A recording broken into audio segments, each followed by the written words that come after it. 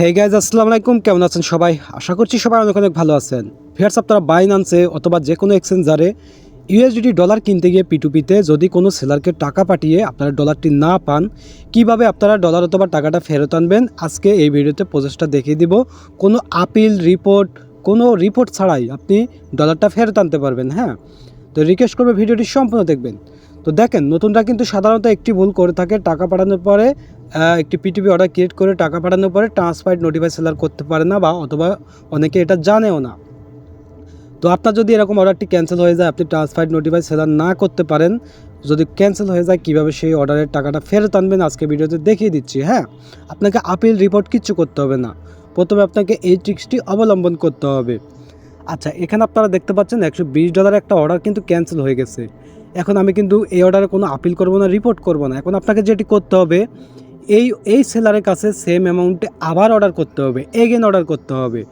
Again order করে আপনাকে transfer করতে হবে, এবং এগেন অর্ডার করার পরে আপনাকে আর কোনো টাকা তাকে দিতে হবে না।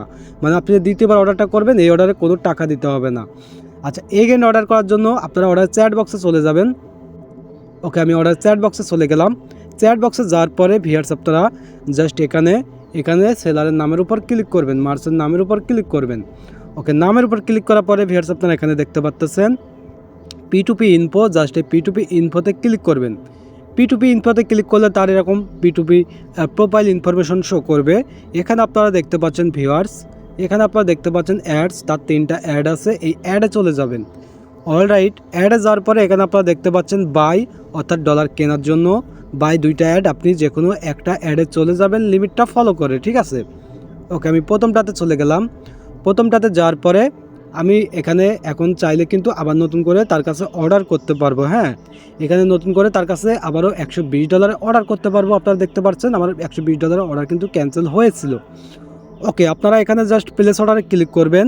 প্লেস অর্ডারে ক্লিক করলে কিন্তু অর্ডারটি খুলে যাবে। প্লেস অর্ডার করার পরে আপনি আগে যে টাকাটা পাঠিয়েছিলেন আপনার ব্যাঙ্ক অথবা বিকাশ নগর থেকে, আপনি সেই স্ক্রিনশট চ্যাট বক্সে পাঠিয়ে দিবেন। পাঠাই দিয়ে ট্রান্সফার্ড নোটিফাই সেলার করে দিবেন, ঠিক আছে? ট্রান্সফার্ড নোটিফাই সেলারে ক্লিক করে দিবেন।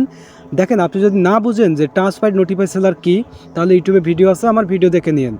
ট্রান্সফার্ড নোটিফাই সেলার হলো আপনি টাকা পাঠানোর পরে ওই অর্ডার সিস্টেমকে বোঝানো যে আপনি অর্ডারে পেমেন্ট করছেন, অর্থাৎ আপনি শুধু একটি অর্ডার ক্রিয়েট করে টাকা পাঠালে ডলারটা আসে না, ট্রান্সফার্ড নোটিফাই সেলারে ক্লিক করতে হয়। ট্রান্সফার্ড নোটিফাই সেলারে ক্লিক করার পর চ্যাট বক্সে সেলারকে লিখে দিবেন যে ভাই, আমি কালকে অথবা পরশু আপনার কাছে অর্ডার করছিলাম, টাকা পাঠাইছি, আমি ট্রান্সফার্ড নোটিফাই সেলার ক্লিক করে নাই, সেই কারণে আমার ডলারটা আসে না, আপনি চেক করে অর্ডারটা রিলিজ করেন। তাহলে কিন্তু সে ইজিলি আপনার অর্ডারটা রিলিজ করে দিবে, কারণ এটা আপনার ভুল ছিল।